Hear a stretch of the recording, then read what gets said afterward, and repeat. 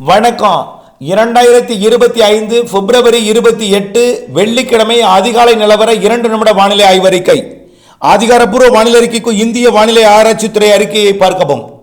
நேற்றைக்கு டெல்டாவிலே தொடங்கிய மழை நள்ளிரவிலிருந்து மழைக்காலம் போல் மாறி இருக்கிறது.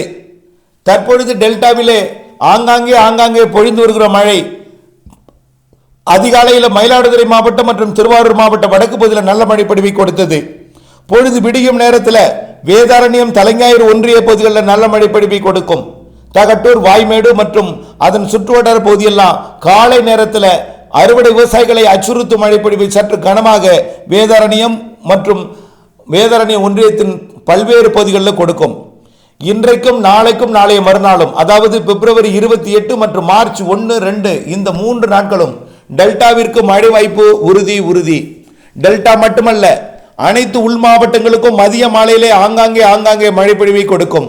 தென் மாவட்டங்களுக்கு டெல்டாவை விட கூடுதல் மழை பொழிவு இருக்கும். இலங்கைக்கு தெற்கே இருக்கக்கூடிய காற்று சுழற்சி குமரி கடலுக்கு வரும் பொழுது தென் மாவட்டங்களுக்கு மழை பொழிவு அதிகரிக்கும். தென் மாவட்ட மேற்கு தொடர்ச்சி மலையாம் நாலுமூக்கு, ஊத்து, மாஞ்சோலை, காக்காட்சி போன்ற பகுதிகளிலே மழை பொழிவு முதலிடத்தை பிடிக்கும். கண்டிப்பாக திங்கட்கிழமை வரை இந்த சுற்றின் மழைப்பொழிவு இருக்கிறது.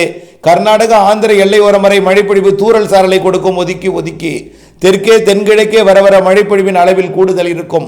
அனைத்து மாவட்டங்களுக்கும் ஞாயிற்றுக்கிழமை வரை மழை இருக்கிறது. திங்கட்கிழமை மிரட்டல் தூறல் சாரலுடன் நிறைவடைந்து மீண்டும் 4ஆம் தேதியிலிருந்து 10ஆம் தேதி வரை வெயில் கொடுக்கும்.